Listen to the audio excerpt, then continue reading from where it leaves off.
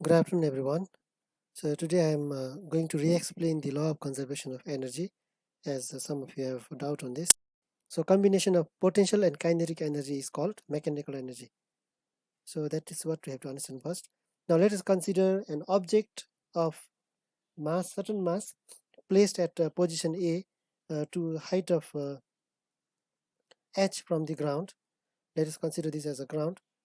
Now this object A, which is lifted to certain height h, will have some amount of potential energy stored in it because of the height, and that amount of potential energy is called mgh.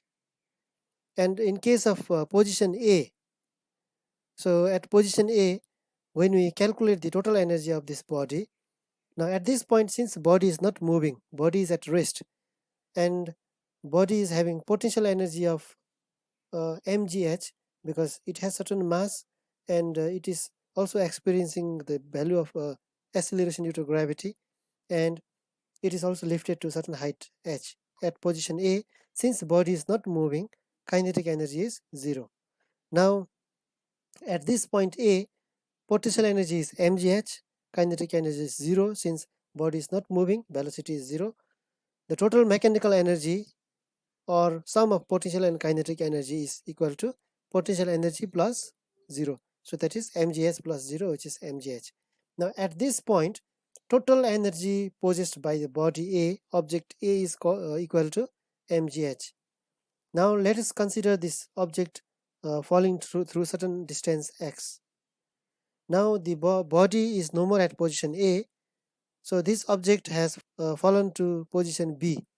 Now at this instant, or if you consider the total energy of the body at position B, so what will be the new energy here? So that is, body has reached to distance x, that is halfway, let's say somewhat halfway to total distance, and the potential energy at this is no more mgh, because body has already fallen through certain distance x. So the new potential energy will be equal to mg h minus x. So this will be the new height. The new height will be from ground to B, so it will be total distance h minus x, and we can multiply this mg times h equal to mgh. Mg times x will be mgx. So we have a new potential energy at this point, which is less than potential energy at the initial point. So that is mgh minus mgx. And we have also kinetic energy at this position, because body is no more at rest, so it is moving down. We have new kinetic energy at this point, that is half mv square. Now we do not know what is the exact velocity of this body at this point. To calculate kinetic energy, we need velocity of this body. Now we are calculating velocity energy using equation of motion. At position B, if you consider the equation of motion that we learned in class 9, we have v square is equal to uv square plus 2as. Now since here body is accelerating under the gravity, we are replacing a by g. And since initial velocity of the body is 0, because body was not moving initially, so we are considering u as 0, and the final velocity is the velocity of body at this position. That is what we are going to calculate.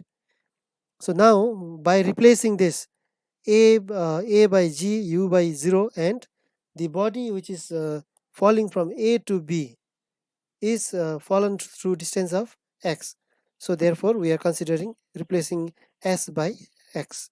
Now in doing so, we get v square, velocity of the body, is equal to 2gx. And kinetic energy at this point at position B is given by half mv square, which is given by half times m times 2gx. 2gx is equal to v square. Now when this 2 and 2 cancels, we have kinetic energy at this position B is equal to mgx. Now let's replace this like initial point. So initially we saw that total mechanical energy was equal to kinetic potential energy, and which was equal to mgh. Now here also, if you consider, total mechanical energy is given by potential energy plus kinetic energy. So potential energy, so this much is potential energy here. mgh minus mgx is potential energy.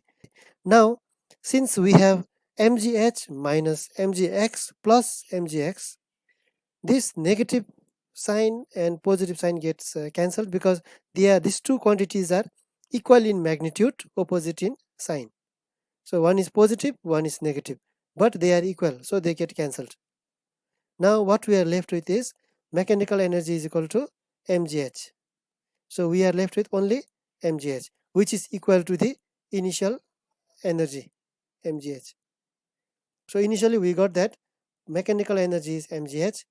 So here also finally at second position also total mechanical energy is equal to mgx only, mgh only.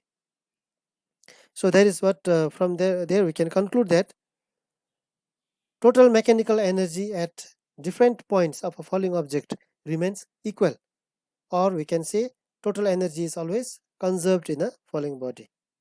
So that is all, and thank you. Have a nice day. So if there is any doubt again, you can ask in Telegram.